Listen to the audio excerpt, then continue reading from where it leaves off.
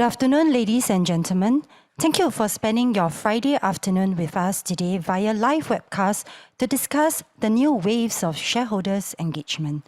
Before I hand over the mic, I'd like to share that we are taking live questions during the panel discussion, and you are encouraged to ask your questions via text function and/or audio with video-enabled function. We'll play a short video clip on how you can do that on the live voting, live questions, and how you can contact the support if you need. AGM at Convene allows you to fully participate in the meeting anywhere you are. Let's get started. For questions, select Ask a Question. For textual questions, click Type your question. Select Queue for video call for video questions. When it's your turn, you will be asked to start your video and unmute. Here's how to vote. Cast your vote on the desired option. Select Next to see other resolutions and vote accordingly. Should you want to change your vote, click on Cancel Vote and vote again. Need some extra help? Simply select Contact Support and chat with our help desk to talk to our friendly team.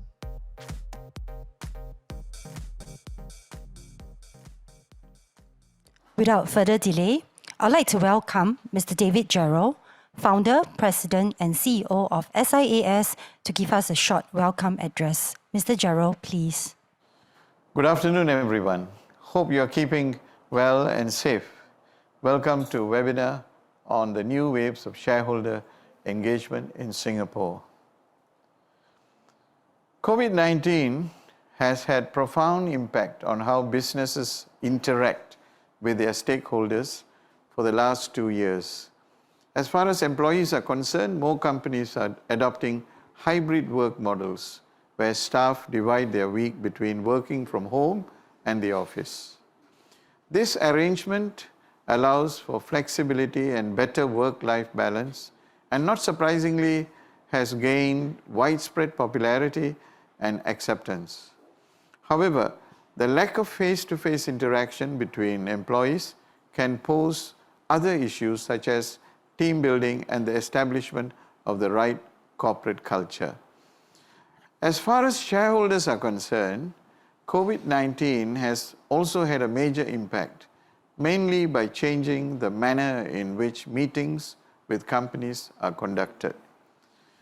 When the virus first reached our shores in March 2020, the regulatory authorities in Singapore responded quickly by fast-tracking legislation in April of that year to allow listed companies to hold their annual general meetings, AGMs, either virtually or in hybrid fashion.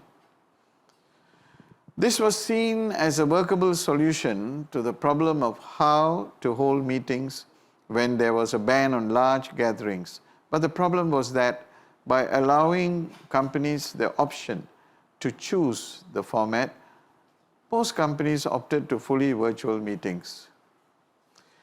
According to research conducted by SIAS, this actually resulted in a fall in attendance at annual general meetings, which at first glance might have been contrary to expectations given that shareholders did not have to travel to remote venues and could attend from the comfort of their homes. Upon further investigation and reflection, it emerged that the drop in attendance was most likely because the absence of live questions and answer, that's the Q&A sessions, and voting meant that many virtual AGMs became sterile affairs. Because shareholders have to submit questions in advance, online AGMs lack the spontaneity of face-to-face encounters, whilst companies were able to pick questions that they wish to answer. The result was that the actual meeting on the day itself became a relatively boring clinical event with scripted and rehearsed replies. SIAS is heartened to note that the Singapore Exchange last December has mandated that companies from 1st January 2022 have to organize a virtual information session for shareholders when convening a general meeting to seek shareholders' approval in relation to several corporate actions such as right issues, schemes of arrangements, diversification plans, and substantial acquisitions. This move will undoubtedly improve the quality of communication and engagement between companies and their stakeholders, whilst enabling stakeholders to make better and more informed decisions before they cast their votes. In this regard, SIAS too has been actively helping bridge the company stakeholders communications gap. SIAS's slogan has always been in the boardroom and not the courtroom, a non-confrontational collaborative approach where we work with companies rather than against them.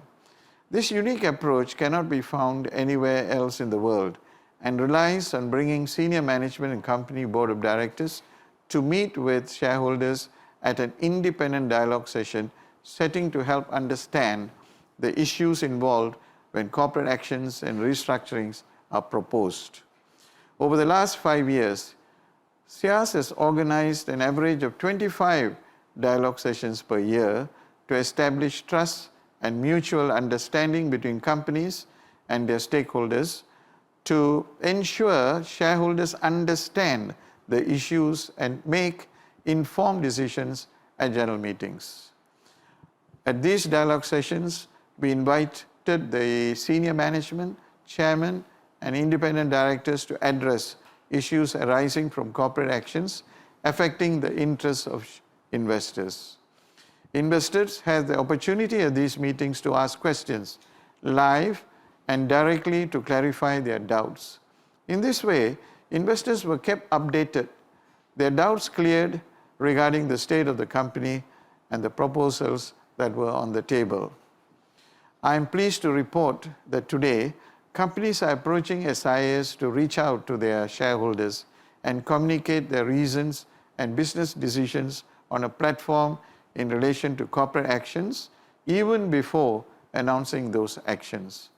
In addition to convening meetings between shareholders and managements, SIAS also continued to provide guidance to shareholders to help them make informed decisions and stay updated on various corporate issues through its commentaries and press statements and asking companies questions relating to certain corporate actions. For example, during the past 2 years, SIAS has helped clarify for the benefit of shareholders the need for the large rights issues conducted by Singapore Airlines and Sembcorp Marine, the demerger of SPH Media from SPH, and the subsequent takeover offers from Keppel and Hotel Properties for SPH non-media assets, and more recently sent a host of questions to 2 Mapletree real estate investment trusts on their plans to merge. SIAS does this in order that shareholders have all the relevant information at their disposal in order to make an informed decision when voting on such proposals. In other words, just as the rules surrounding virtual meetings have evolved over the past 2 years, so has the role of SIAS. Today, SIAS functions not only as an investor watchdog that upholds minority interests and promotes good corporate governance, but it also performs a vital role in helping companies reach out to their shareholders. In this way, I would like to think that SIAS plays a pivotal role in the new waves of shareholder engagement in Singapore. Thank you and hope you enjoy today's discussion. Thank you, Mr. Gerald. We are also delighted to have Ms. Jun Sim, Senior Vice President, Head of Compliance, SGX RegCo, who will be delivering a speech. And Ms. Sim is joining us remotely today. Over to you, Ms. Sim. Hi, good afternoon, and thank you, Mr. Gerald and the SIAS team for having me at this event. As we look forward to safe management measures being relaxed and prepare for easier conditions, we must also remember the difficulties and concerns during the earlier days of the pandemic. Just as in the work environment, shareholder engagements have had to adapt to the safe management measures or even lockdown as and when necessary for public health and safety. Virtual meetings have also been adopted widely. Along the way, we have received feedback on the transition. So I thought it is useful to consider some of these and talk about how companies and investors should tackle the issues. In general, we found that feedback pertained to three broad concerns. First being time to read and to consider information in shareholder circular and meeting notice, time to submit questions to the company, time to receive and review questions to answers submitted. The second feedback was on information. Information was particularly important for certain corporate actions. As Mr. Gerald mentioned earlier, significant fundraising, such as the one that was done recently by SIA, mergers and acquisitions, or even interested person transactions, capital reduction, capital distribution. Responses that are pertinent to the questions that were posed were sought after. The third feedback relates to transparency. Now, companies cannot be selective in addressing queries. If and when we receive feedback that material concerns raised by shareholders have not been addressed by companies, we may direct issuers to provide the responses. Importantly, all these need to be done before the deadline for shareholders to either submit their proxy votes or participate in live voting to enable and inform voting decision. Due to the overwhelming focus on timing, information, and transparency, as I've mentioned earlier, SGX RegCo has published a regulators column as well as guidance with ACRA and MES, the objective of which is to address all these current issues. A series of timelines have also been set, and companies are required to hold a virtual information session when shareholders are asked to vote on certain corporate actions. You can find full details of this in our regulators column and guidance, which is available on our website. And when companies comply with these required deadlines and provide information and answers transparently, shareholders are well informed before they are even asked to vote.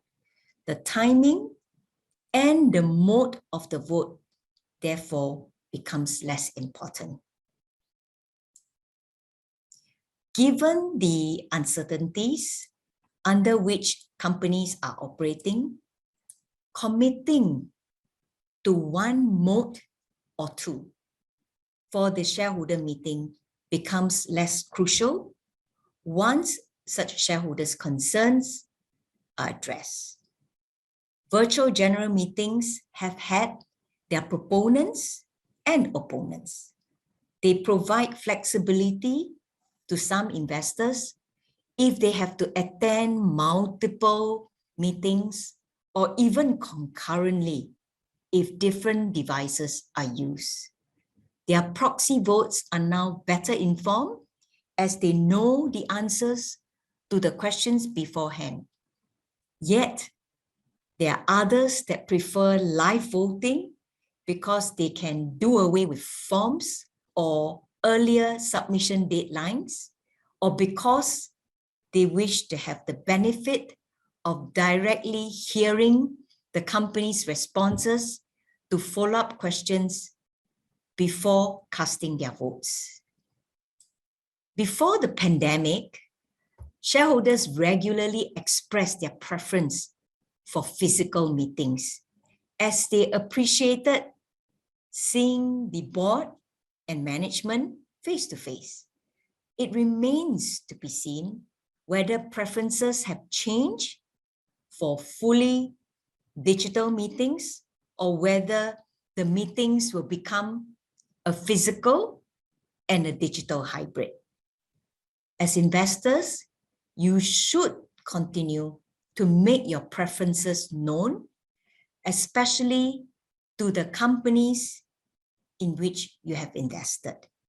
It is for them to consider how best to deal with your expectations and preferences in light of the particular circumstances.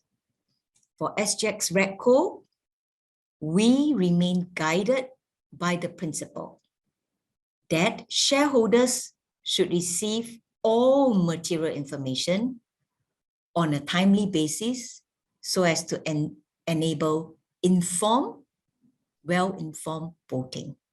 We have thus taken steps to ensure that whatever the mode of meeting, this will be the reality for most, if not all, investors.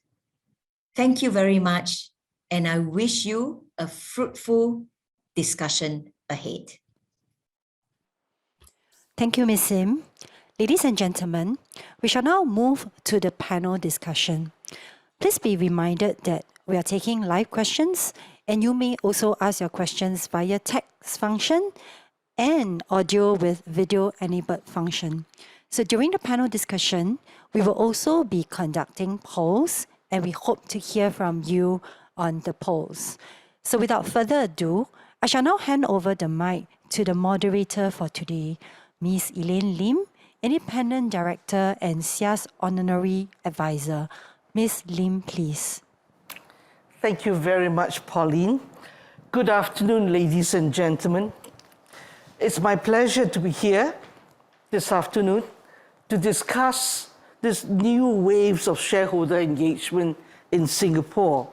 With me here in the studio are our panelists, three very distinguished gentlemen, and it's my pleasure to introduce them.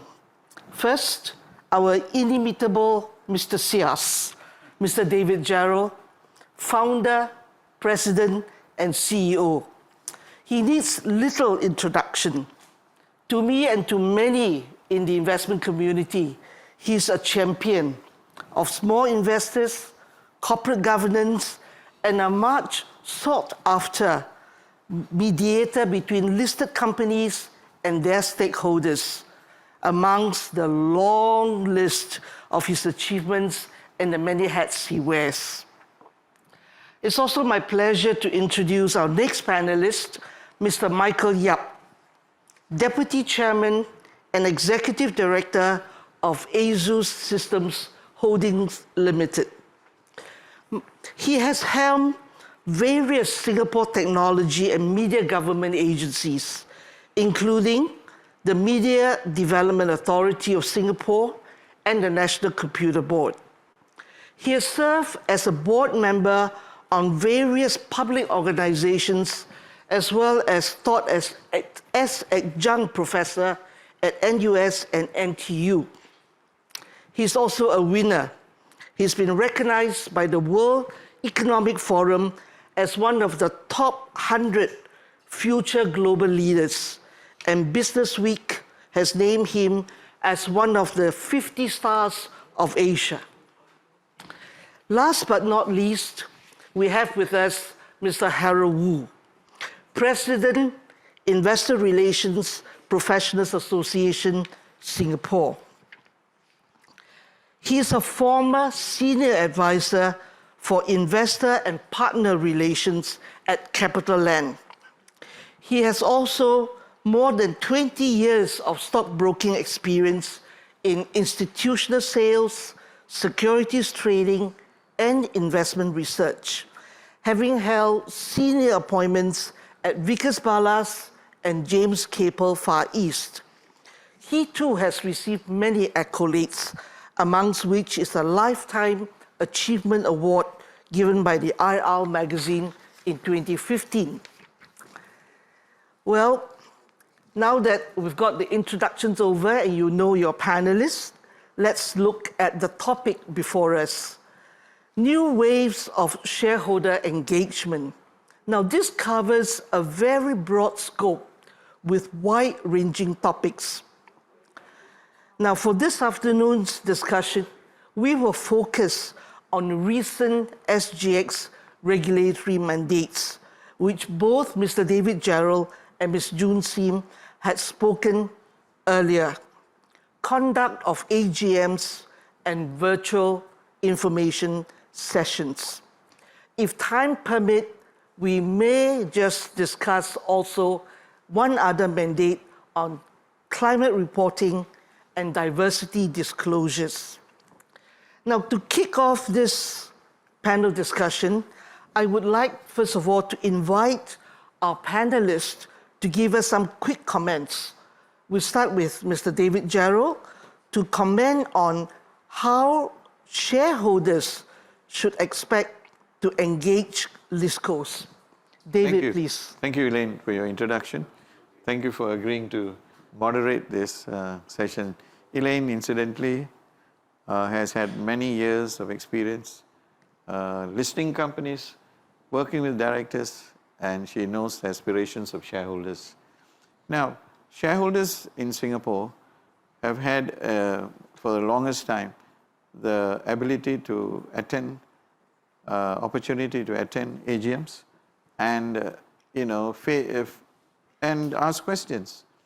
In the beginning, there were a handful, and over the years, with more publicity, with more awareness, and with education, we have had more investors who are able to understand the annual reports, for general meetings, and they turned up to ask questions by the numbers. Over the years, it's Harold will, and it's no longer 2 or 3, but many investors come to ask questions, and they also approach SIAS when they have difficulties in getting the answers. Companies have become more enlightened. Companies do know their responsibilities better, and company boards and senior managers do respond to questions posed by shareholders. The engagement has improved over the years. The quality of engagement, I would not give all the credit to SIAS, but the boards have become enlightened and they understand the need to appraise the shareholders and the need to allow more investors to invest in their companies by the conduct of being fair, reasonable, and the decorum that is expected of shareholders have improved as well. And together, I think companies are enjoying better investments, capital flow, and this has encouraged them to work closely with the Shareholder Association, and that is SIAS. They find that, engaging shareholders on our platform is meaningful, and they are approaching us regularly. For the last 4 years, we have done a number, about 120 or so shareholder meetings. We call them dialogue sessions. Now, SGX has come up with these guidelines to companies. Because of the COVID situation, some companies, I would say the companies that still have to pull up their socks on corporate governance, some companies have been wanting questions to be submitted early, and they script the answers, and they don't have an engagement because investors are not in person, and they take the excuse that it's difficult to engage them online. So SGX guidelines has been timely, and I think going forward, investors would prefer, I think, from my understanding, from talking to shareholders, that they would like a hybrid. This brings more shareholders or investors to watch the AGM, engage with the board, with the senior managers, and participate. In the past, if you don't go to the hall where the AGM is taking place, you have no chance of asking questions or participating. Now, technology has come to the aid of those shareholders who can't make it to the meeting, and they could pose questions.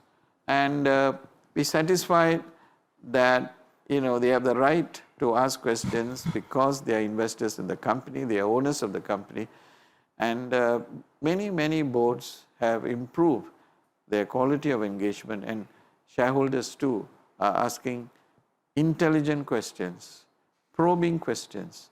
And here SIS is helping shareholders by posing 3 questions in the areas of corporate governance, the areas of business strategy and business development. And each section there will be about 10 to 12 sub-questions, and they could go to AGM and ask those questions. And many companies, out of the 245 companies we sent questions to last year, 191 replied to every question. And there's about 78%, which is quite good. In the beginning it was about 20-25%, now it's coming to nearly 80%. And for the rest of the 22%, my advice is, please respond, because if not, SGX will ask you to respond. And it will not be very comfortable if it comes under the listing rules. So let's work together, right? Let's work together in a tripartite manner so that corporate governance will improve, understanding of your company by the shareholders will improve, and your corporate actions will be successful. Thank you, David. David indeed has really, under his belt, a lot of achievements. Thanks to his efforts through SIAS, shareholders have become more matured, more enlightened. Gone are the days, say, 30 years ago, when IR professionals have to make sure that there's a good lunch and throw in a few good door gifts to silence complaints from shareholders. Shareholders today attend AGMs not for the free lunch or the door gifts, but to get more clarified, more comprehensive, clear answers and more information on corporate actions and corporate developments. And with that, I'd like to invite Mr. Harold Wu to comment on how IR professionals should engage with their shareholders. Thank you. Yes. Thanks, Elaine, for your very kind remarks. Investor relations actually is very close to my heart because I've been a practitioner of this since 2003. And I remember, having worked very closely with David because when I came at the helm of CapitaLand, which came about from the merger of DBS Land and Fidemco, we inherited about a retail shareholder base of almost 80,000 small shareholders.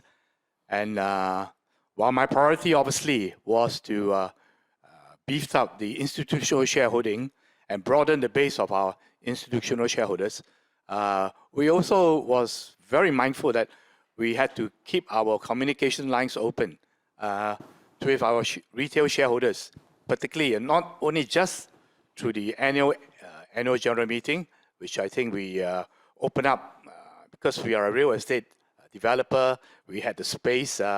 We normally used to hold it at the Raffles City ballroom. We could accommodate a lot of people. But how do you actually reach out to these people, more consistently and in a very timely fashion? Particularly as through the years, CapitaLand actually went through several restructuring. Some of you may be our past shareholders or shareholders, and CapitaLand actually was a pioneer in the REITs market. We listed Capital Mall Trust in the year 2002. So besides our own shareholders of CapitaLand, the mothership, we also have shareholders of all our so-called REITs as well. So it was important. So we thought that actually SIAS was a perfect platform for us to actually reach out and maintain our communication with our retail shareholders. I take it that at this afternoon discussion, without looking at all the name lists of the participants, a lot of you could be actually IROs of listed companies. And I just want to say that the fact that you are here and you're an IO, I trust that you actually know very well the strategic value of investor relations, and you have managed to convince your CEO, if not your board, about its importance. If you have not, you can go and to the archive. There was a commentary which I made to the Business Times, I think in June last year, and it was entitled "The Multifaceted Responsibilities of the IRO." And what inspired that commentary was actually I came across an article in Harvard Business Review, written by three management guru, Bill McCabe, David Kelly, and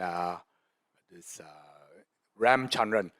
And they actually published a book. So this is the paper was an extract from the book. It's called TSR, Talent, Strategy, and Risk. And I would recommend that it's actually worthwhile reading. So in the commentary by this three management consultant, they talk about how the IR and the role of the IRO has evolved through the years. And in particular, I think they recommended, these four facets, which is more important. The first one is to articulate the strategy, where they see that the role of the IRO has shifted from simply not only explaining corporate strategy and practices to laying out why the strategy is well positioned to help unlock shareholder value and therefore attract and keep long-term investors. Secondly, they were talking about intelligence gathering, how the IRO should understand how investors utilize technology and data gathering activities to report the impact on company of its strategy, its capital allocation, incentive systems, and also other incentives related basically to the function of the board.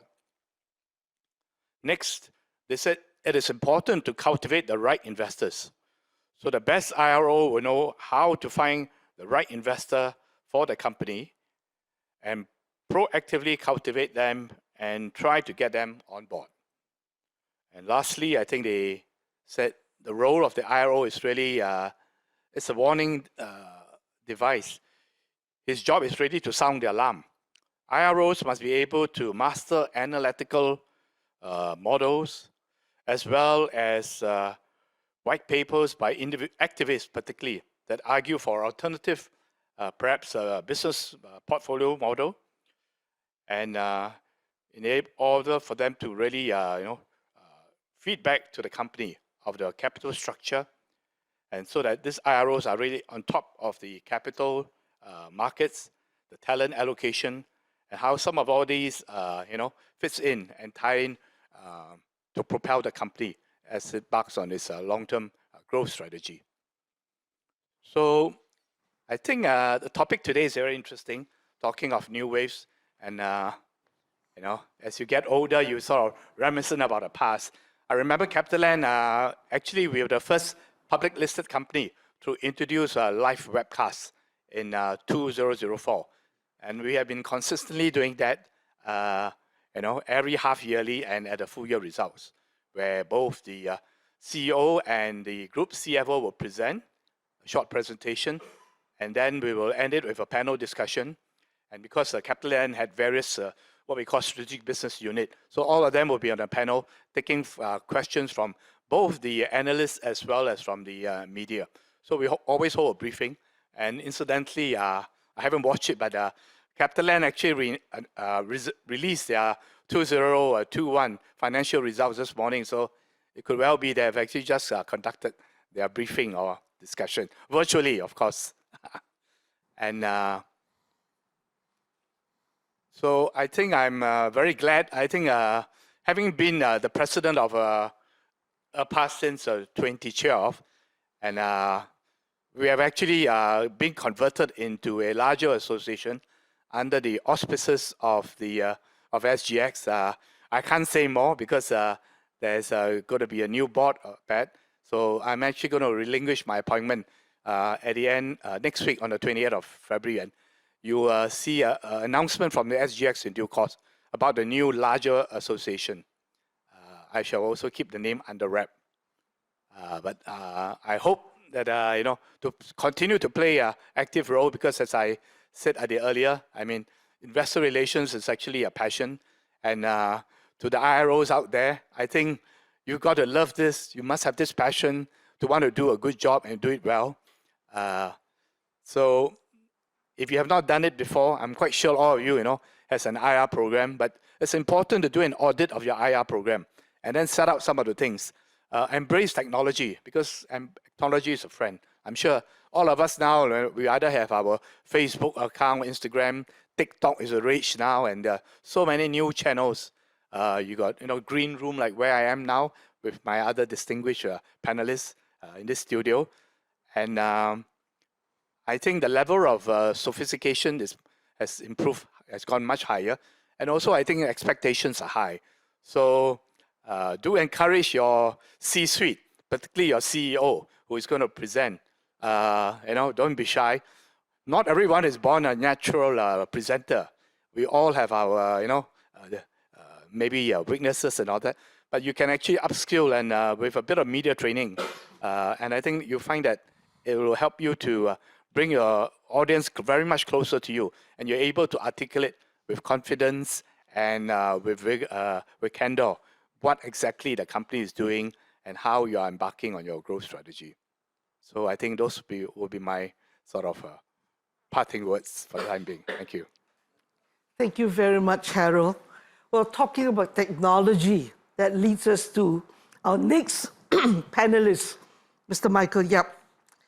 ASUS has been a leader in this space, not only using technology, but introducing and helping companies use technology. So I'll hand over to you, Michael, to comment on how ASUS and using technology can engage shareholders more. Thank you, Elaine. Thank you for the opportunity to be here. My take today is this. I'm going to take a look at really what digitization meant to shareholder engagement. I would argue that we are in very early stage of maximizing the impact of technology, and that we might perhaps be underutilizing technology to really improve on shareholder engagement. This is interesting.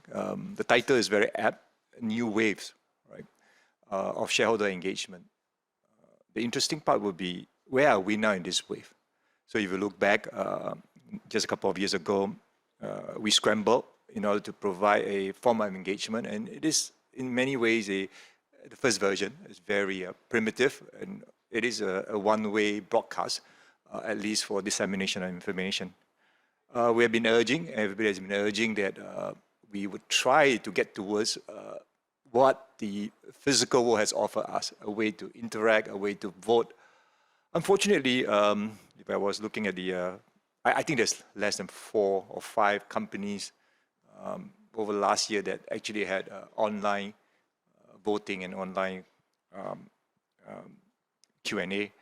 And it's not a technology issue, because at the same time, as we speak, for example, yesterday we conducted a session for the Malaysian bar, and there were thousands of people, and they were doing both live question and answer for hours, right? And this has been happening. Our condominium, our association, our country clubs has been deeply involved in 2 ways, annual meetings over the last couple of years.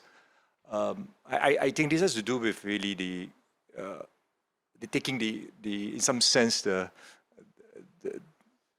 form and not the substance of what digitalization could do.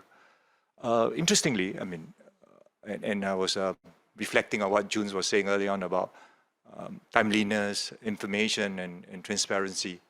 Perhaps the real power of digitalization in the shareholder engagement is really making and transforming the way in which we could do all those wonderful attributes that June was articulating. And we are scratching the surface of this thing.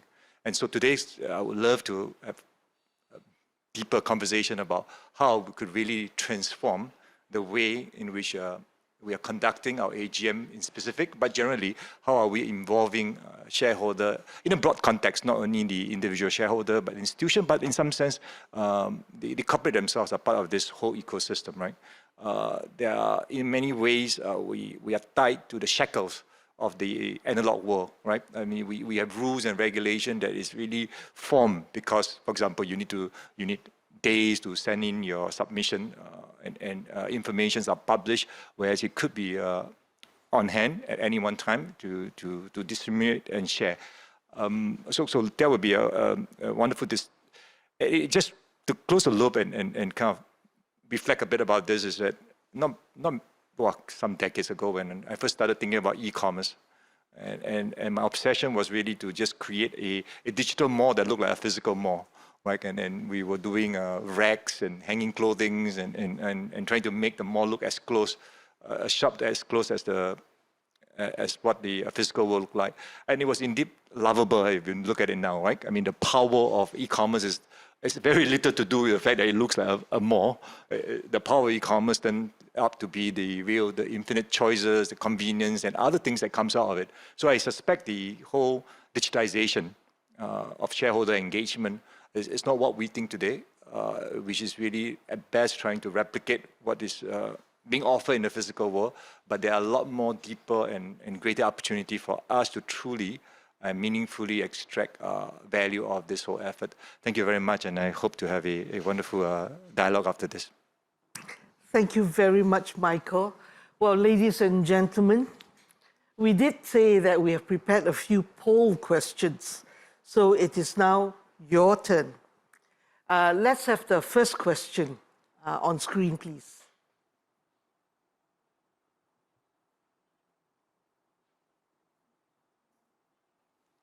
Well, since we're waiting for the poll question to be flashed on screen for you, you know, in the past, there were several acronyms, that AGM stood for not annual general meetings, but annual good makan. And some other people, because they get invited to five-star hotels for lovely buffets, they call that the annual gourmet meetings. Because they end up not talking about the company, but about how good this dish is, or how that dish should have a little bit more salt. Yes. In 1999, when we started SIS, I used to get a host of complaints from chairmen of companies, CEOs calling me that the investors, shareholders are always demanding better food. Yes, and they want and tapao food, and that, so yes, and SIS never supported that.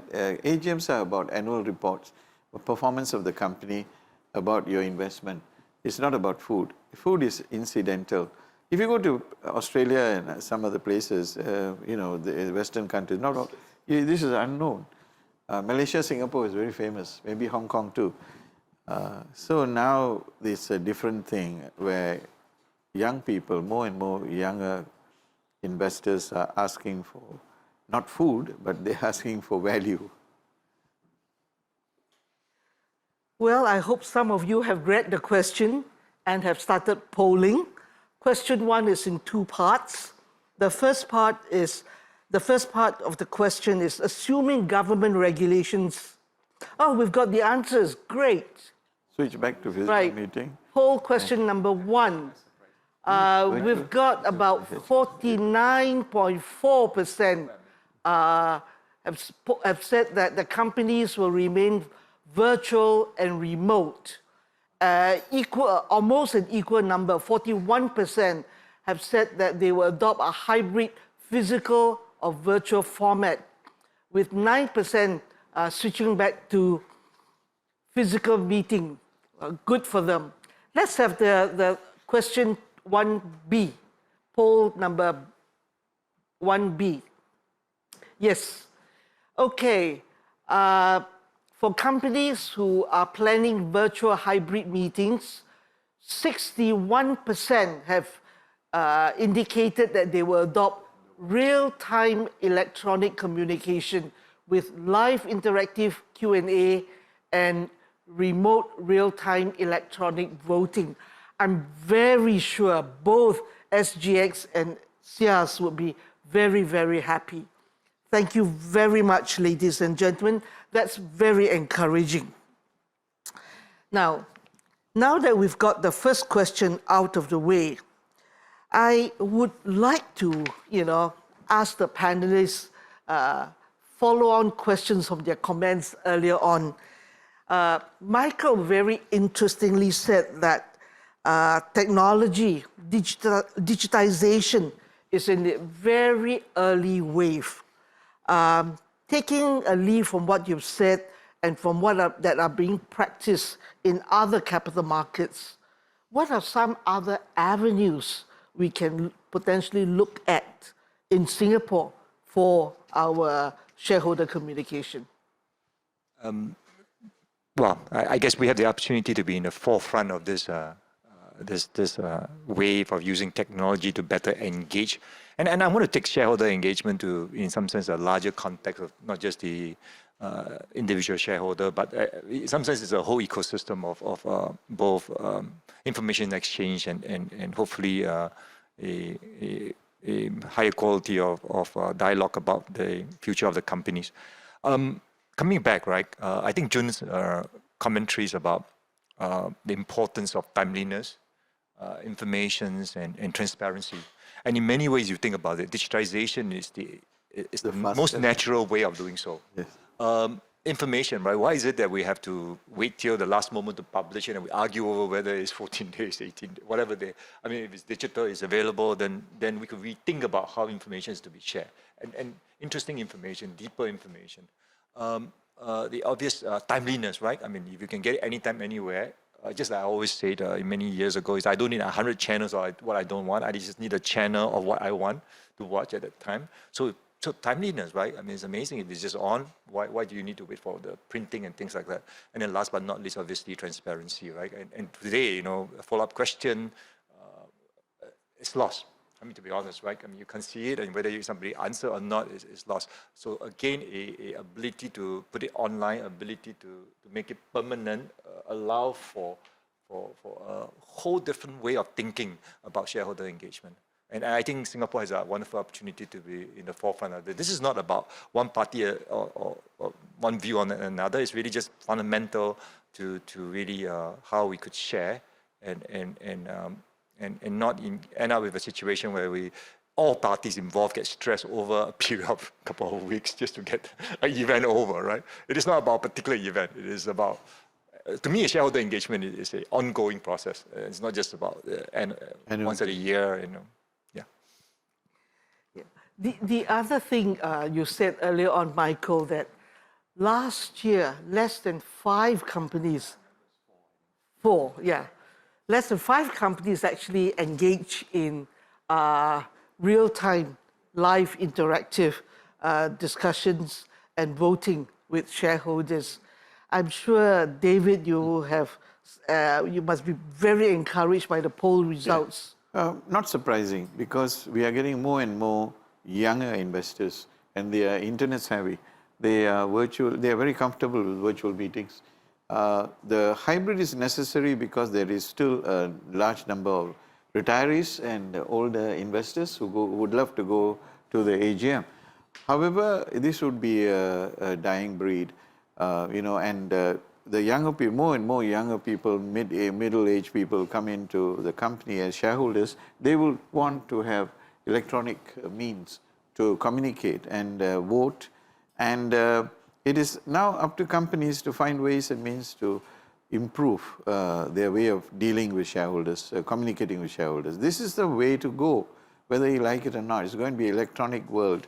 Technology is the basis for us to communicate. We are no longer communicating by the phone. Everybody's carrying electronic gadgets in their hands. So it's so fast, it's so convenient, and it's going to be the modus operandi, the way they're going to deal with shareholders. I'm very glad, and I have myself at 77 have gotten used to technology and electronic means of communicating with people.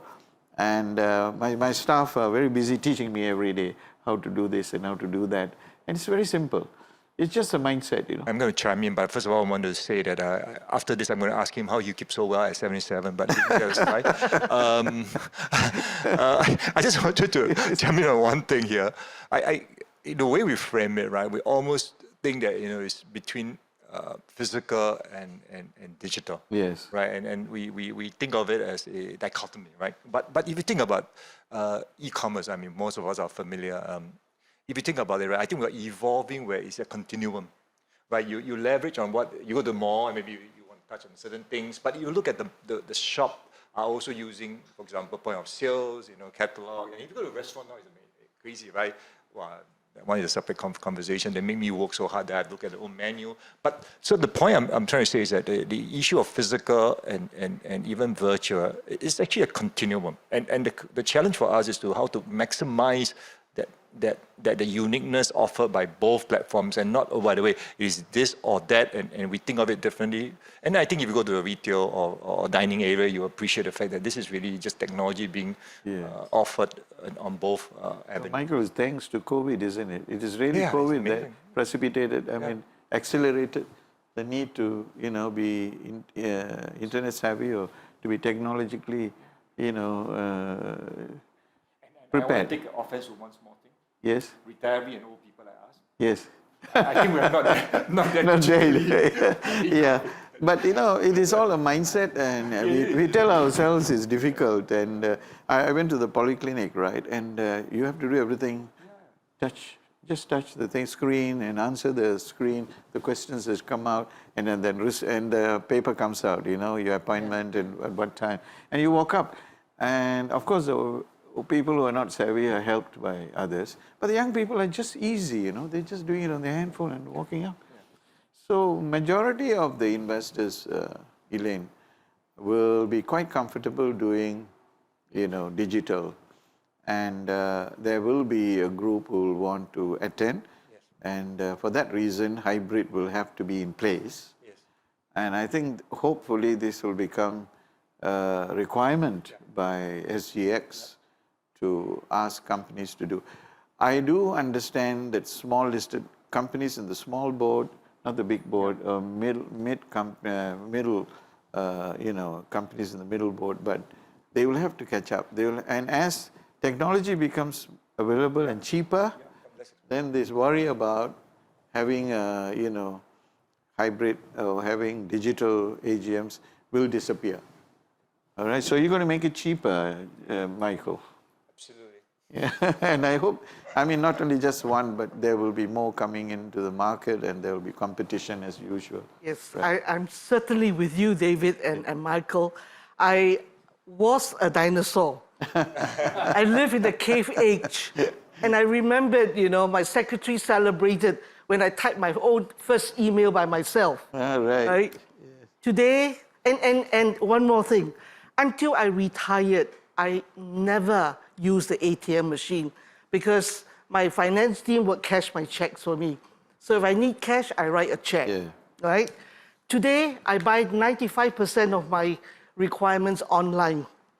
And I do internet banking, Yes. buy on my phone, online on my computer, not only local transactions, but overseas transactions. So it's possible to teach old dogs like me new tricks. new tricks. So we all can learn. I have not been to a bank for the last 4 years to cash a check or to cash, it's all Wonderful. done online and at the ATM machines. Wonderful. My girls have taught me how to do that. Harold, do you have anything you like to add before we look at some questions from participants? I think just to say that, yes, I think earlier I said you got to embrace technology. So, we shouldn't be afraid of it. I agree very much. It's really a mindset. So, take the first baby step if you have to. And, when wave 1 of COVID hit us, I think because most AGMs is co-organized normally within the corporate by the IRO and also maybe the company secretary. So I think most IRO would have had their baptism of fire back in 2020. And so I'm not surprised by the result. And I think I only expect a higher level of sophistication. The tools are more readily available, and because of technology is an enabler, you can actually make it more captivating rather than, and I'm very surprised that some AGMs, they don't actually, the company themselves actually don't do prior to the voting process, getting to the legal matters, don't do a presentation, sort of overview or recap of the company. And, probably because I was an institutional stockbroker before. And, when I was broking, every time when my overseas fund manager or local fund managers, before we invest in a company, I will always arrange a visit. We'll go down to the company, visit the yard, visit the factory. So to me, it's all about kicking the tires. And the same for an IRO. So if you want to reach out to your shareholders, tell them what the company is doing.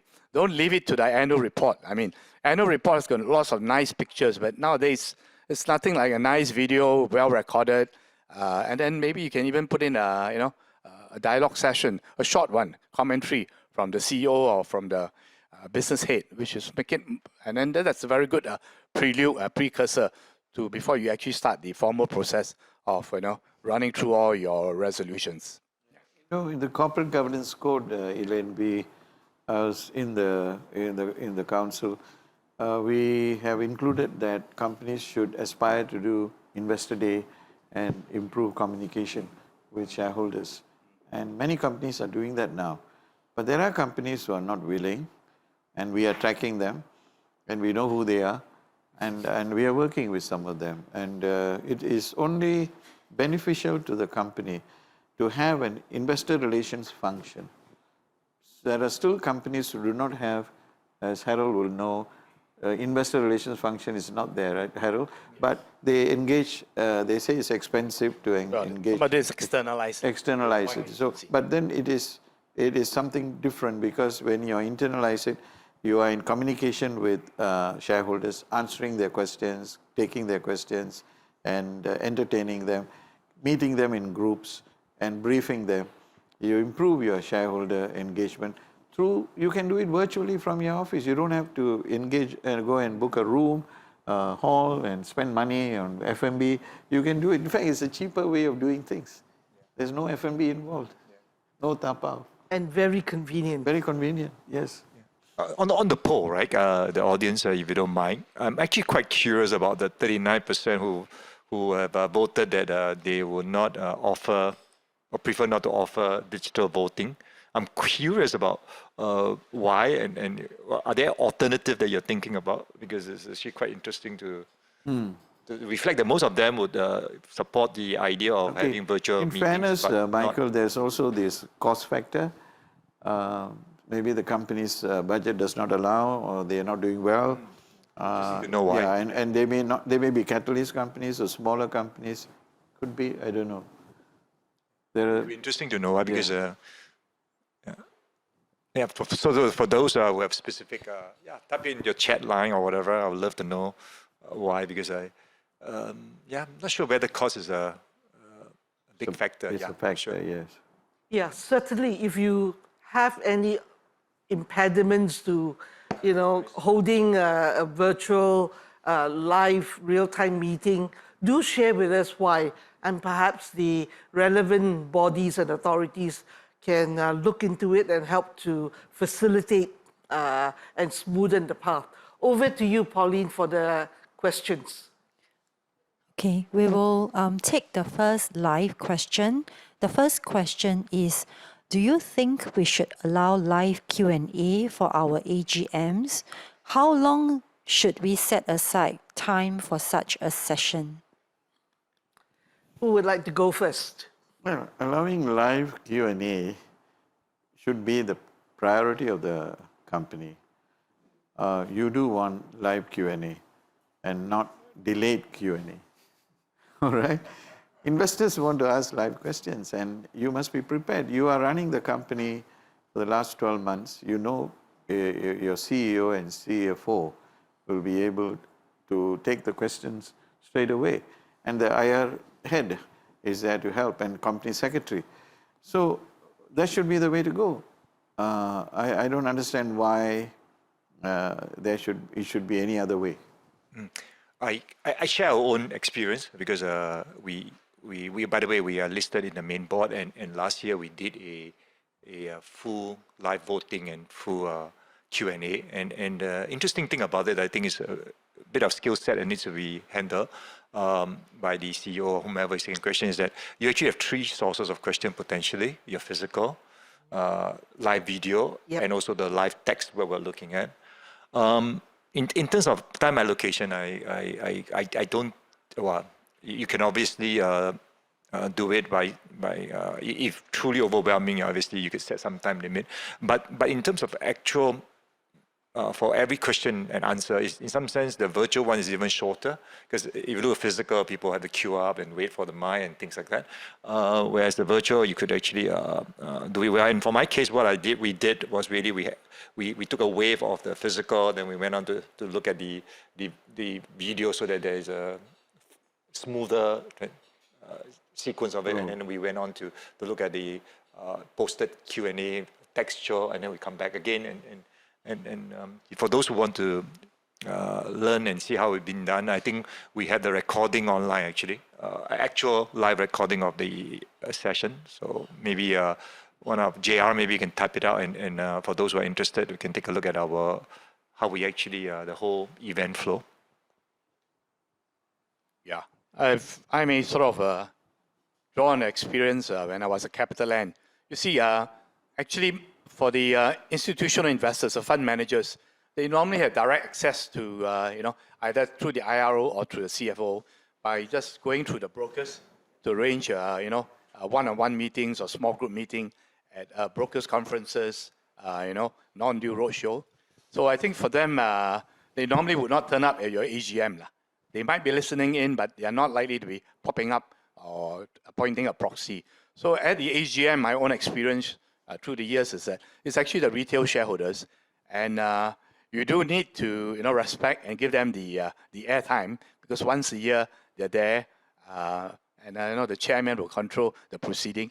So what we did in CapitaLand, and because as I said, we have a large number of retail shareholders, in order to accommodate and also to sort of filter out maybe some of the more important or niggling issues, I actually initiated a session, what we call a tea session, actually, and we work together with SIAS, and we hold it a tea session where normally the IRO, myself, will sit in with the group CFO, and we invite about maybe 20 of our shareholders who are SIAS members, and we give them a platform to raise some issues.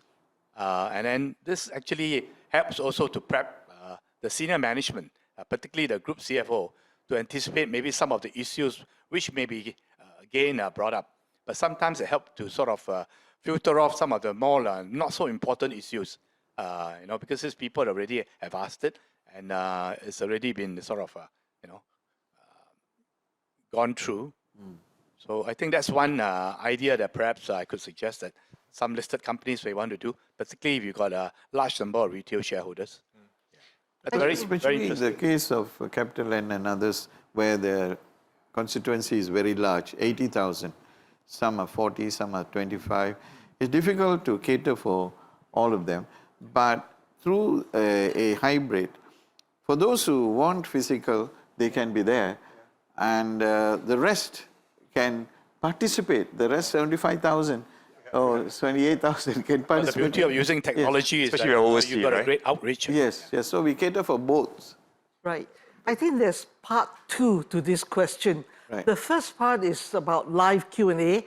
The second part is how long should companies allocate? I wanted to take that on because I think the issue of time constraint is not with the people asking questions, unless you are one of those most exciting company that you have. It's really your CEO or chairman taking too long to answer.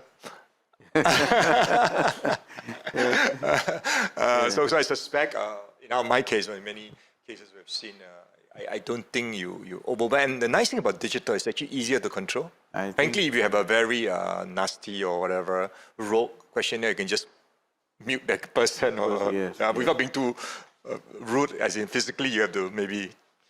I think it's very so tiring it's not as worrying. for shareholders and for the board to drag on and to, spend too much time. They might have to be quick and relevant and concise and sufficient. Well, in other words, I think how long a time should companies allocate would very much also depend on the agenda and the resolutions that are put before shareholders. Obviously, the more complex issues, the bigger developments could elicit more questions. So and that leads me... AGM is only a statutory meeting, and most of the companies will treat it as a statutory meeting, and time is allocated for just to pass a resolution. Therefore, we advocate they should have communication outside the AGM, like Investor Day, pre-AGM, post-AGM meetings, Q&A on website, and electronic meetings. Yes, David, you took the words out of my mouth. I was just going to bring in virtual information sessions in these times of COVID, right? Really, if there's a big issue on the radar, companies should consider, even if it's not mandated, right? Outside, immediately prior to the general meetings, give out information. That's the second point in Jun Sim's remarks earlier on. Timeliness, information. If the information is widely communicated and is clear, is easily understood, then there will be less clarification questions at AGM because that would have been addressed. And that brings in the third point, transparency. So it's time, information, transparency. I think I've got that right, June. Now, let's bring on the next question, which is related to virtual information session. Okay, so since we are on VIS, so there's a question that for VIS, should all board members and chairmen be present, or should we get the corporate comm to just manage the event? Well, the ones that we have been doing for the last 4 years, and the companies come, CEO, very often CEO, the chairman and CFO will definitely be the ones who will be present. This is outside the AGM. At the AGM, we advocate that the entire board be present. Elaine, you have attended many AGM. The whole board must be responsible and must be present. But for outside the AGM, for VIS sessions like dialogue sessions, for corporate actions, it's usually the CEO, the CFO, the chairman, or an independent director, all right, to present the action, the pros and cons, and then to take questions. Right. Can we bring on the second poll question, which is also on VIS? You have 30 seconds to vote. Although virtual has been mandated for certain major companies, would your company practically host that?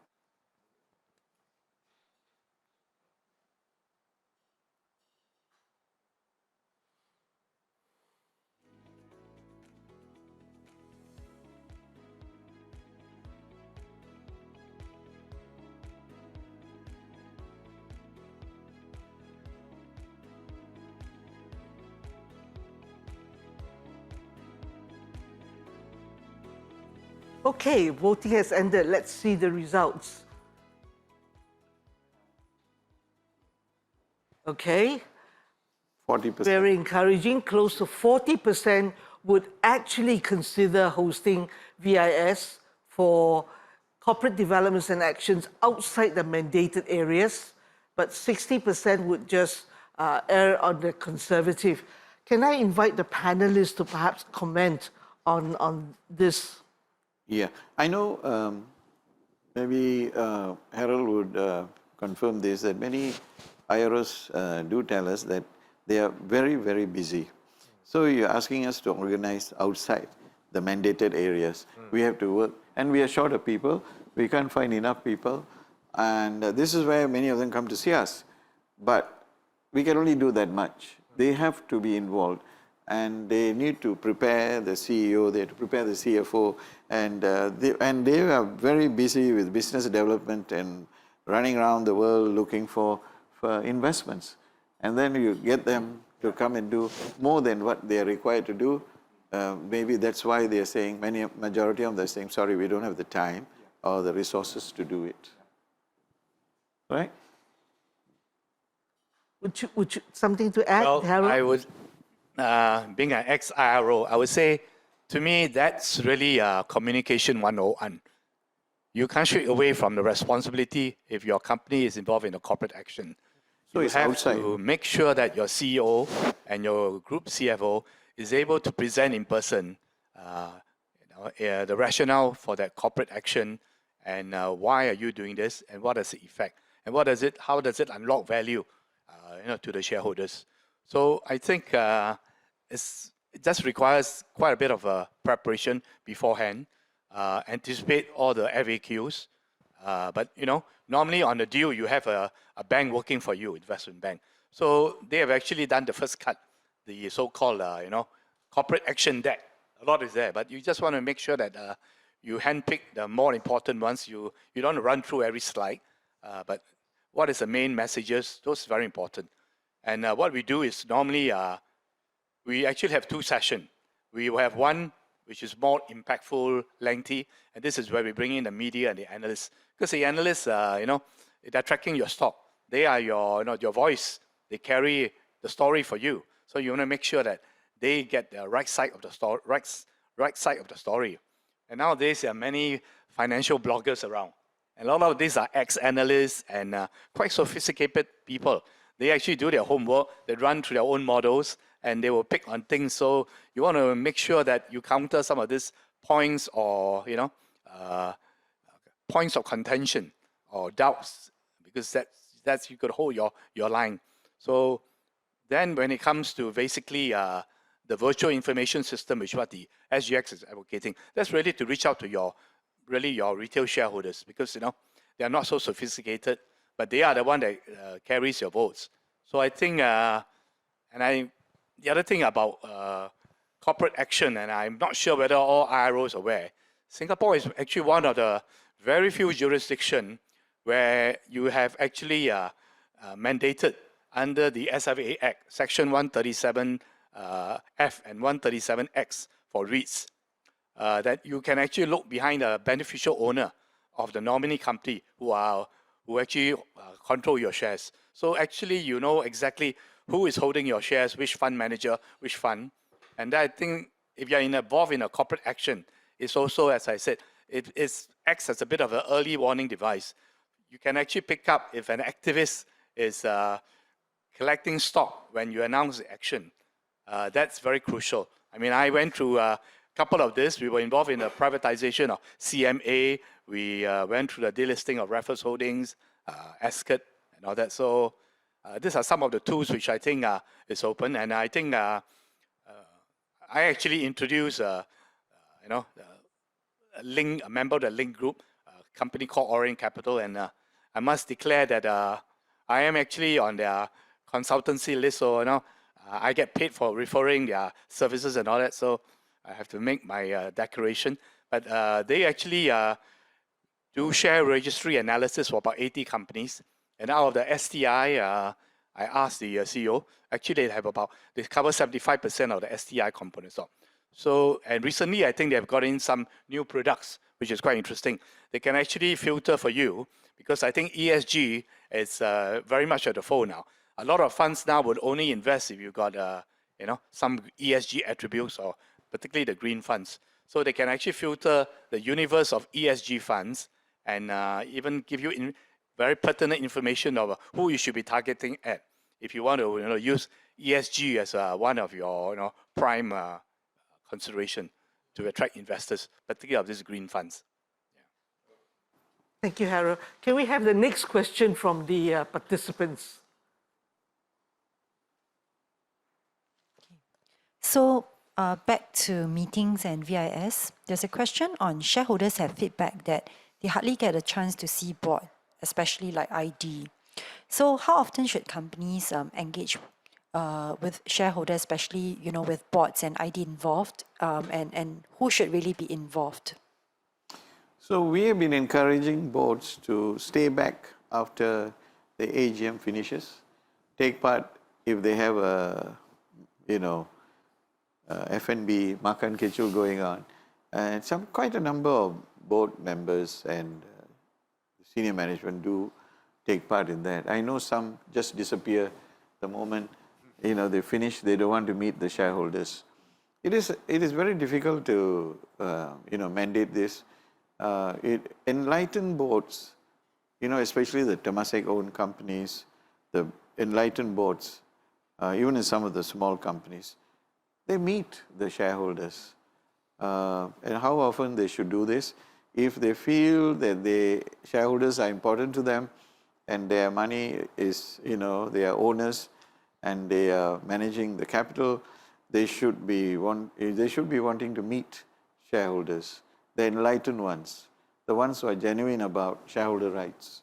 They will want to meet. So we really can't say how often, but they should proactively, organize activities like Investor Day or pre-AGM meetings. There's a company that has a 2-hour or 3-hour meeting before the AGM. All right? They spend a lot of time talking to shareholders. They meet everybody. And then they do the formal meeting. Very smoothly run. And shareholders appreciate that very much. And they really stay behind to shake their hands and say thank you to them. Well, indeed, there are many, many platforms that companies have engaged, both in Singapore as well as in other overseas capital markets. David just mentioned a pre-AGM meeting. I know of companies who actually would, before each resolution that are material, not the routine reappointment of auditors and so on, they actually put up a short presentation, whether it's 1 minute or whether it's 5 minutes, depending on what's on the agenda, so that shareholders understand far better what's actually put before them. I'm also aware of companies who incorporate Q&As in their annual reports. I'm also aware that companies, chairmen, CEOs, or even SBU directors, depending on what's current at the moment, what's the flavor for the period, they do send out regular letters to shareholders to really help shareholders understand better what their companies are all about. Would Harold or Michael like to comment on this? I think that's more of a personality based in some sense. Yes. But I think what's critical in shareholder engagement is really to make sure that the information are made available. Well, as my former CEO has said, if you are an office bearer, C-suite of a listed company, actually, there's no more privacy. You owe it to your shareholders. They're entitled to ask anything of you. And I think more importantly to me is if you are a shareholder of a company, they are there really because they believe in either your growth strategy, they want to obviously make some money out of it, and particularly for REITs as well, it's a very safe, pensionable, asset class that they can actually just participate in the rising capital value because not many people can buy an office building, but you can buy 1,000 or 10,000 shares of a REIT that owns maybe a retail mall, an office building, and if you know that of course there'll be cycles, but eventually, there is rental reversion, and if it's a good asset, you'll appreciate through the years. So you can then maybe enjoy some distribution, higher distribution. So to me, I think it's a matter of building the trust. It's that symbiotic relationship you want to cultivate and grow with your shareholders. And if you are a REIT owner of a mall or an office, why not tell them, keep them abreast of how the leasing program is going. There's reversion every 3 years, typical rental cycle. How do you manage to find the tenants to take over or extend their lease. And what are some of the other thing that actually add values to real estate, as you know, is what we call the asset enhancement initiative. This is very important. What is it that you do? Because the REITs that can you find that have done well are those where either they have a very strong sponsor, but it's also the asset manager. How they are able to continue to enhance the asset through the years, rejuvenate the assets, because everything tires after a few years. Yeah. So if you can do that and demonstrate you've done it successfully, then I think you have the loyalty and commitment, and they will stay with you for a long time. Because most people, when they buy REITs, they don't buy for trade. They're buying for the distribution. There is a willingness to do, but sometimes they're afraid of certain shareholders. Because the shareholders are aggressive, they tend to be very demanding. Some. Majority of shareholders hold themselves, approach the board with decorum. They're well behaved. But a couple or more who are very, their behavior is questionable. So they shy away from, meeting them. And this is where they could, use SIA's platform.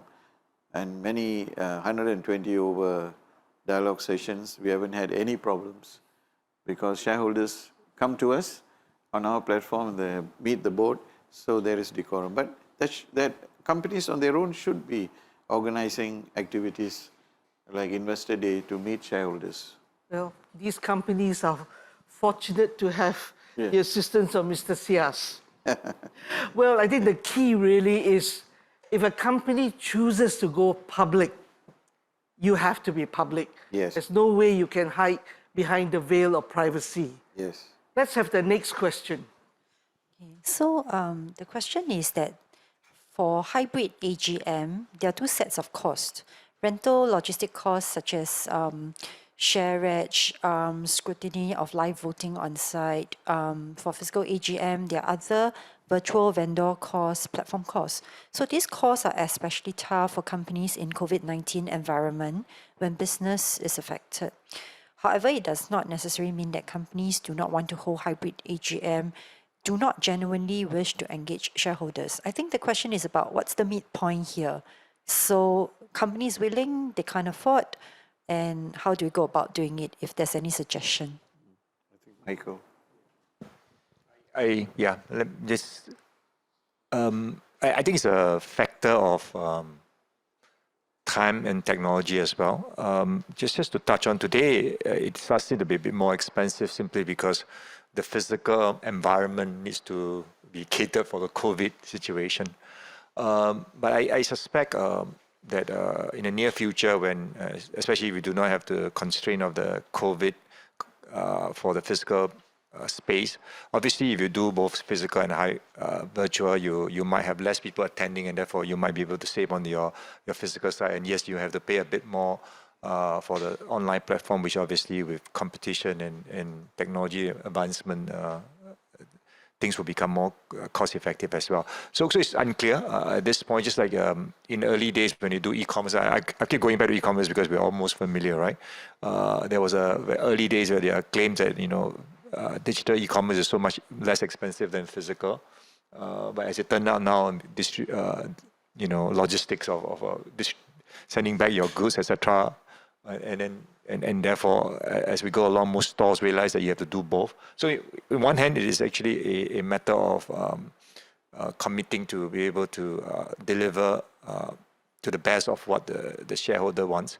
On the other hand, is I think both the cost and the way in which we go about doing it, we will learn, and therefore the price will become lower and cost will become lower.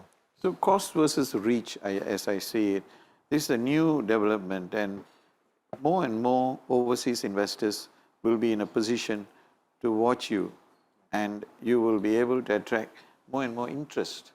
So the question is, will more capital flow into the company because they see the company's enlightened position, they see the company's governance is good, the company's transparency is good, and willing to engage shareholders, and they can demonstrate that. And investors' funds are always looking for companies like that. So it's an investment actually. the cost would disappear when more and more investments flow into the company. Would you agree? Well, I'd like to add that you should know who your shareholders are, So unless you're just a fresh IPO and this is your first AGM you're holding, or, first corporate action. So you have been, if it's not your first session, you actually should know how many retail shareholders you might have. I mean, just from your attendance at past AGM. So, I mean, in my consultancy, I've actually, attended AGMs for some of the clients and largely family owned, and end up actually there's less than 10 people that comes to AGM. And these are the people that perhaps have held their stock for a while and they know the management and directors very well, even the IDs. So in that instance, I don't think you need a hybrid at all. So, but if they are quite senior shareholders like retirees, as you said, yeah, maybe to the advantage, it's good to accommodate them if the numbers is very small. You don't even need to do a virtual because, most of the shares are already counted by the major shareholder. Yeah, the resolutions will not have any problem in getting passed. But if it's a large, if you're a more mid-sized where you have a lot of retail shareholders and all that, and a certain number of institutional shareholders, then I think you may want to consider having the hybrid. But I think you got to be mindful there are with some challenges. But anyway, with the safe distancing and all that, I don't think accommodate a lot of people physically in the room anyway, besides the management who are presenting. Yeah, so the bulk of it will be actually coming in from the virtual. So this is where perhaps if you can open up that live interactive Q&A session, I think it will be very useful. It will add a lot of value. And as I said, if you can actually have a free dialogue session, filter off some of the more difficult things that you think may prop up, that will make it even more efficient. Yeah.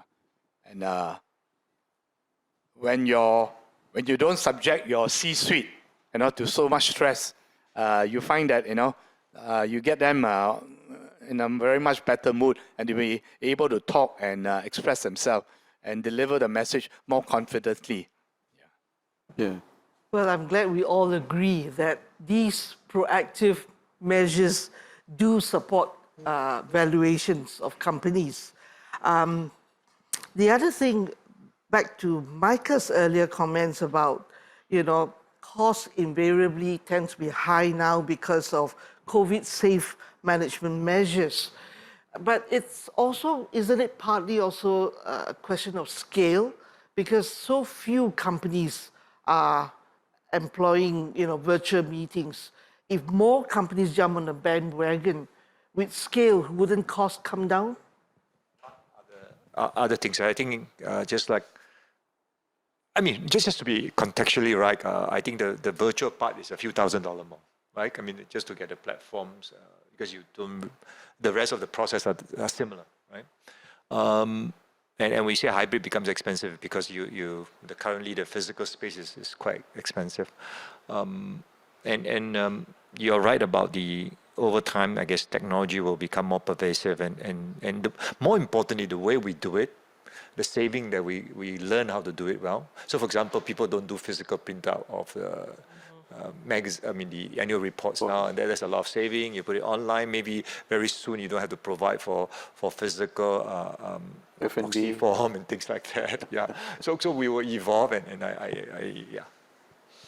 Good. We have more questions? There's one more question. So from speaking with various companies, the initial concerns regarding live voting are, how do you accurately verify the identity of shareholders? Can older shareholders navigate the platform successfully? Will the system hang during the vote counting example? How much added cost will be involved? So that said, most of the clients are inclined to move to live questions, video or chat, and live voting for all meetings. This is yours, man. Back to early on, I won't go into the details of it, but these are, we are talking about a few $1,000s for the software part at least, and we're not talking about tens of thousands of dollars, and about things like software failure, et cetera, et cetera. As far as the verification side, et cetera, I think this has been done, and I will not take the time here to elaborate, but it has been accepted, and this is an acceptable way of doing things. My girl wanted to let me know that we have now even linked to SingPass, so all the shareholder now can actually just use SingPass to register. But leaving that aside, right, I think the other question was about things that go wrong.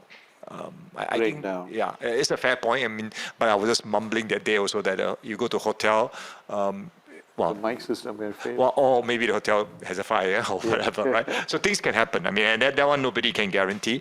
But just like we rely on digital banking now, even more so than physical. If the voting breaks down, you can vote again. Yeah, exactly. You count again. Exactly. And to be honest, right, the AGM is less demanding than a live banking system. And because you have many checks that you can do, right? You can even technically go back and ask the shareholder to verify that if it's truly that they voted this way, if we really come to that stage. So in other words, what I'm saying is really that touch wood so far, over the last couple of years, we have no incident of this nature, but nobody can claim that. But as I said, physical, you want to go to a physical meeting, hotel, your bus might break down and things like that. Things happen, right? Yeah, but generally, technology has been stable, and I think it will become even more reliable than one. How long has this technology been around to give confidence to those? I think it's the first time. We have done 2 years of this now. But elsewhere?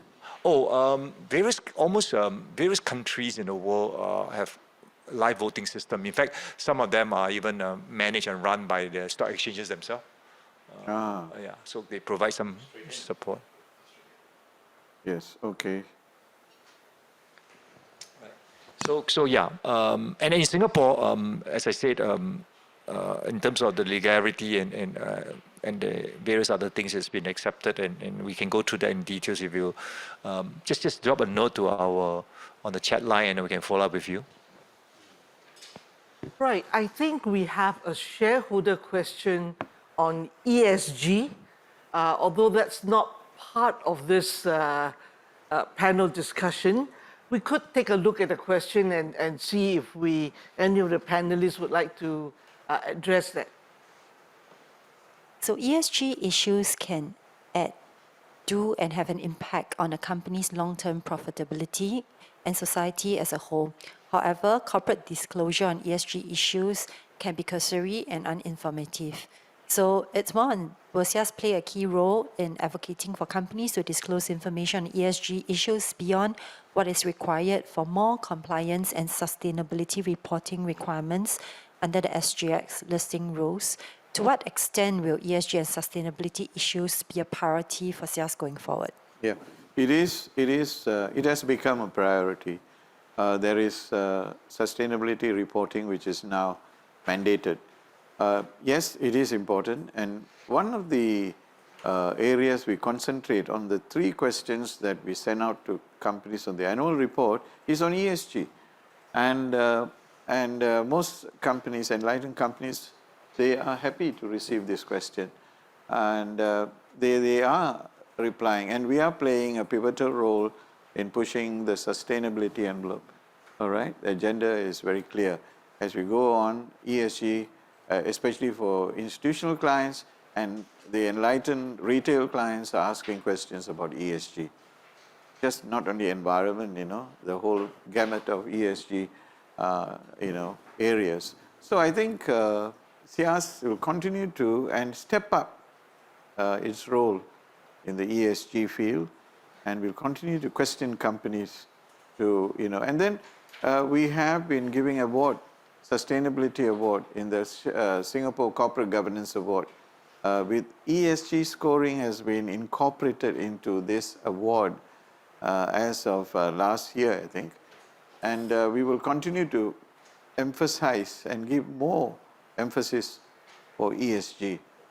So 3 questions, ESG we are questioning in the areas of ESG. And for the award, we are also incorporating ESG in the criteria for selecting the winners. So companies must pay attention, because shareholders are beginning to ask questions in the area of sustainability, ESG. All right, and more information is now coming on internet, and people are quite aware of what's happening to the environment, and those companies that do logging in Indonesia, or those companies that manufacture paper, and where ESG questions become very relevant. So companies must pay attention to ESG. Right. In fact, the SGX has, on the 15th of December last year, mandated that climate reporting has to be part of the sustainability report from this year. And all directors have to attend a one-time training on sustainability. So it's something we cannot avoid. It's a new development. It's something that some of us older people are not too familiar with, but we can always learn and we can always implement and move with the tide. And with that, I would like to poll the last question, which is on this climate reporting mandate and diversity disclosure. 30 seconds.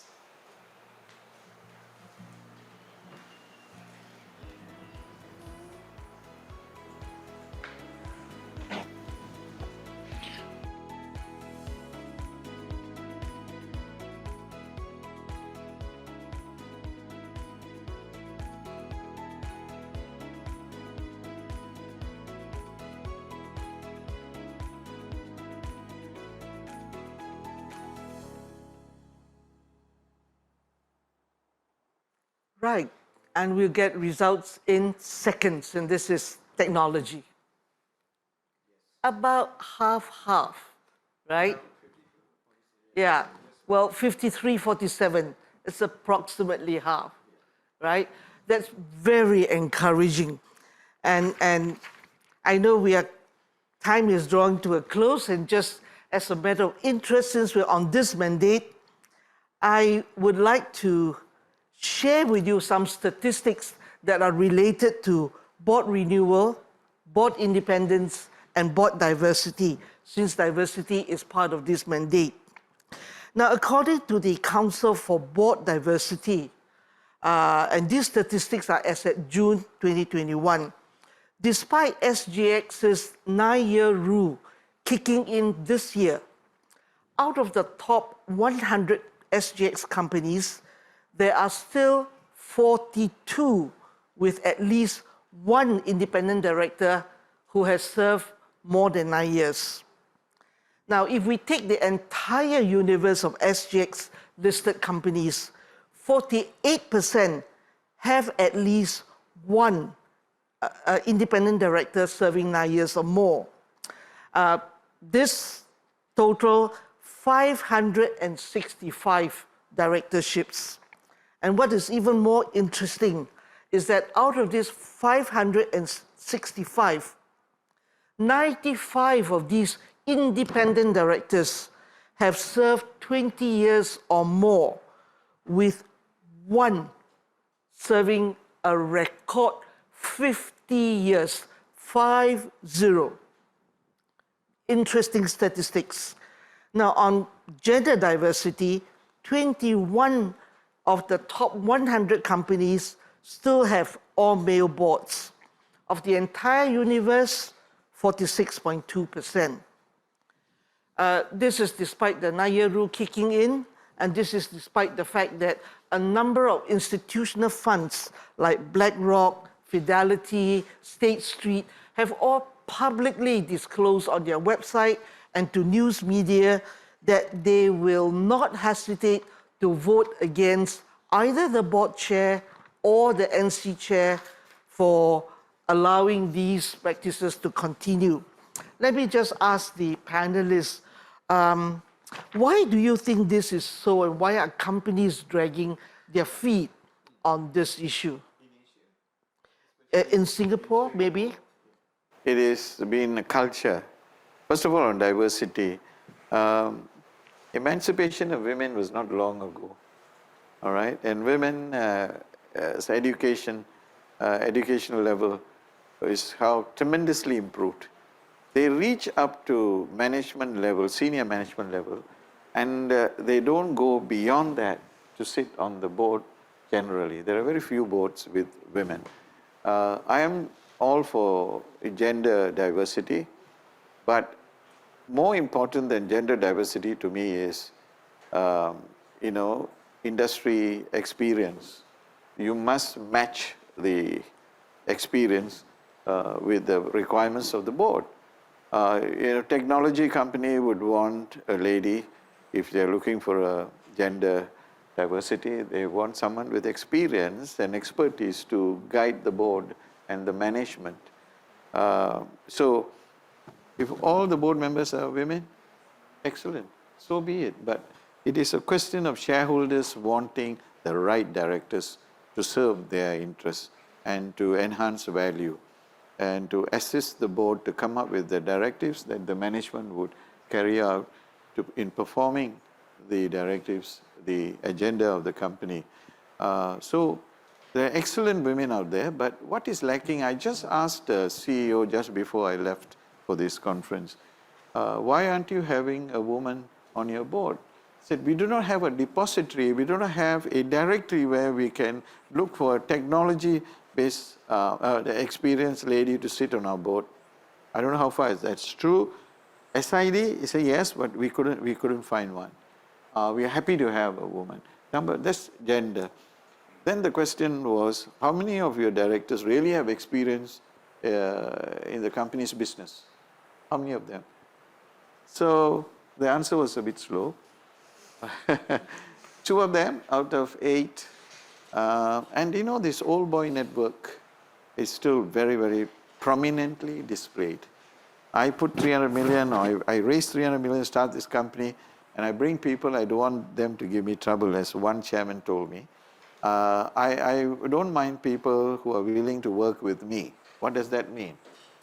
All right? So it is very much an Asian, I don't know about the West, but the old boys network is very, very prominent. And that's on diversity. I think companies will have to pay attention to ESG, as we earlier said, and they will have to pull up their socks, and shareholders will be demanding, they'll be asking questions, either through SIAS or on their own.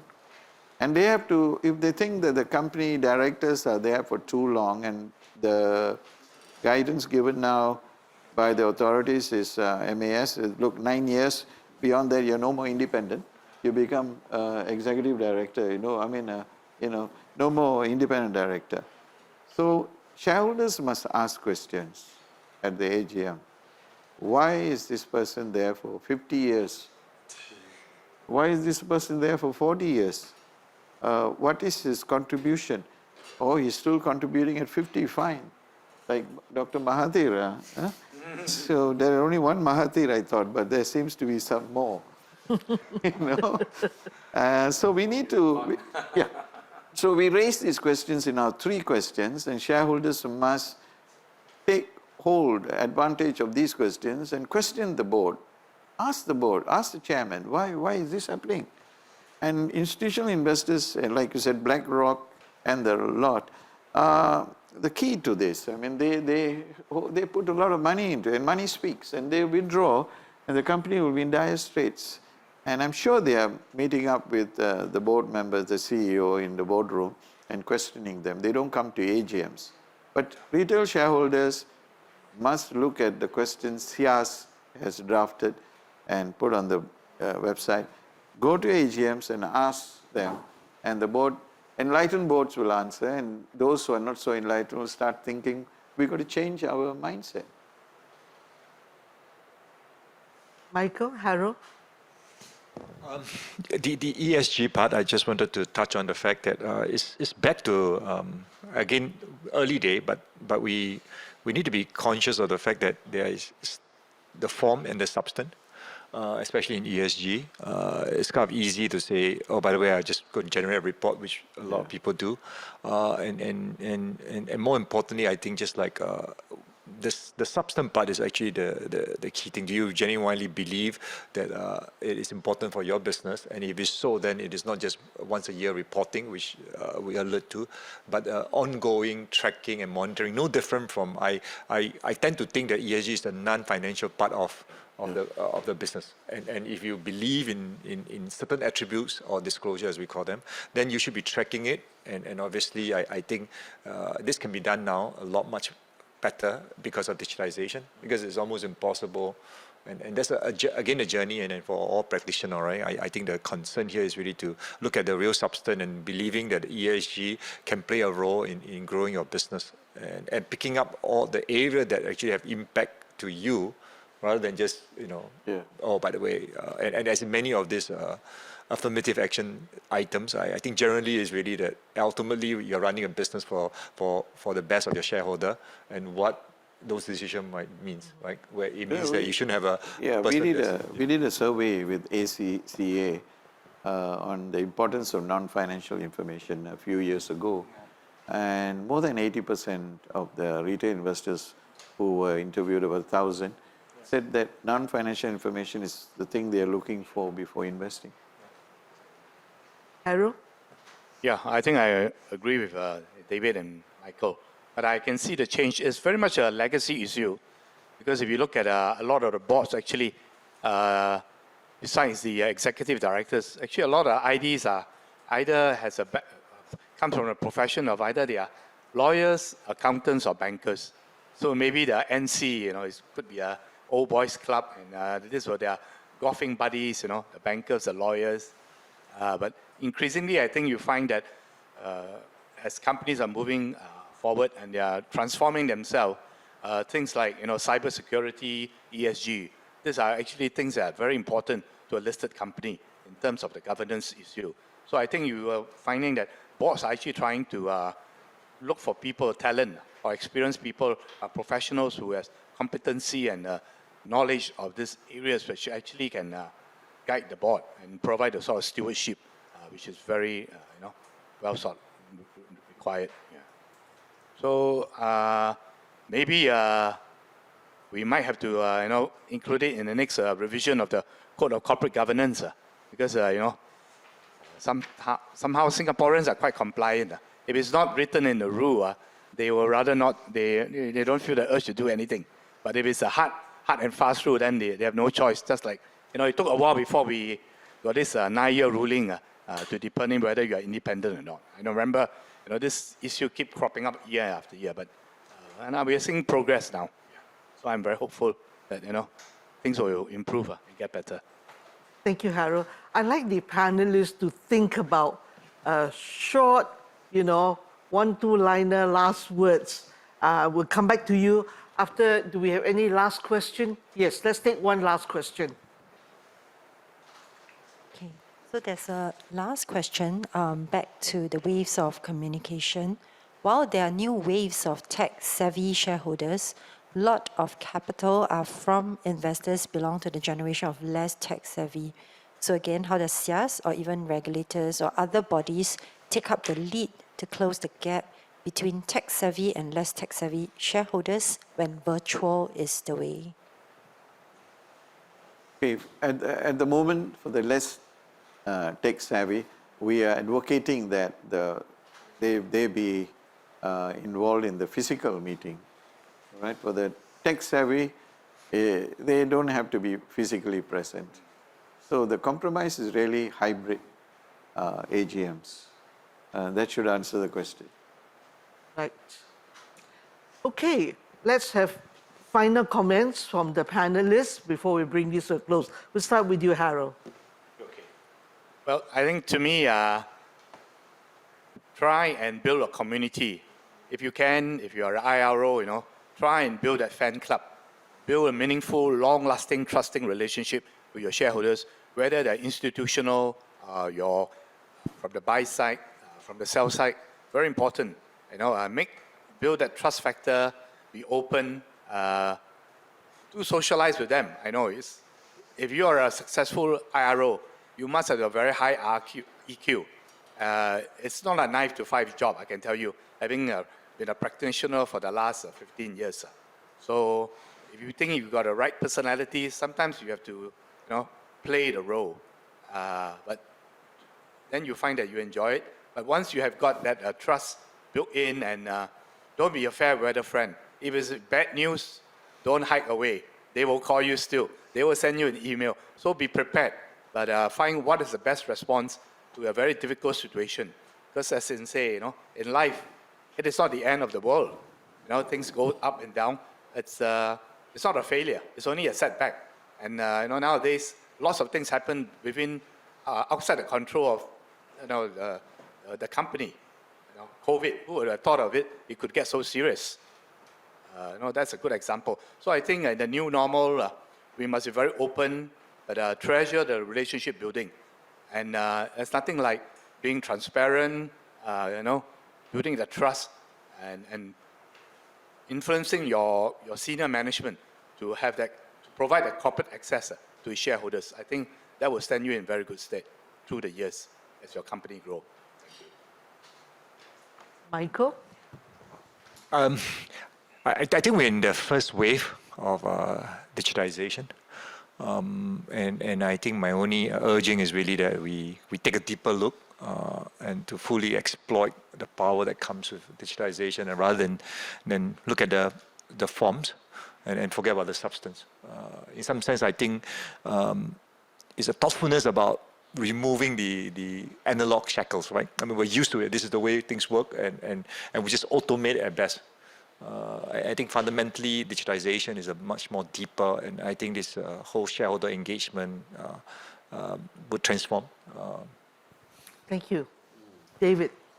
Most of the crisis that we have been involved, crisis management, company crisis management issues that we've been involved, is because of poor communication or lack of communication. It is very important, therefore, the investor relations function must be effective, and they must continue to communicate with shareholders, as Harold correctly said. You have to be in touch with them. Don't shy away from them, don't hide from them. Face the reality that whether it's easy or hard, the question is, you must be prepared to answer. All right? So when we send out the 3 questions on behalf of the shareholders, answer them, because shareholders will appreciate it. And your AGM will be much more smoother than in some cases is very rough, and they are angry because you're not able to answer questions. So do not want to answer questions. All right, you need to engage them. The quality of engagement must improve. That you must take all questions, you must answer their questions fairly and squarely, and show them that you are interested in them, and that you want to help them understand the company's strategies and where the company is going. Take them with you, don't leave them behind. Thank you, David. I would just reiterate that. Try not to ignore, instead address them proactively. See us 3 questions that are raised for companies at AGMs out of the annual reports. I've seen many of these 3 questions, and they are really good questions. And I echo what David said. You answer them, shareholders would be very happy. And I would also do my national service for SGX. Companies, be transparent in your delivery of information in a timely manner so as to allow your shareholders to make informed decisions and vote accordingly. So on that note, it only leaves me to thank all the panelists, David, Michael, Harold, for your time this afternoon and for your nuggets of wisdom that you have shared with us. And ladies and gentlemen, although I can't see you, thank you very much for joining us this afternoon. I'll hand back to the MC. Thank you, Elaine. We have come to the end of our webinar. Thank you once again for being with us today, and thank you, the panel and moderator Elaine, for your thought leadership and sharing. We'll also like to thank the supporting partners, Convene AGM Live Production, for making this event happen. It's Friday evening, everybody, and I wish everybody a great weekend ahead. Stay safe and goodbye.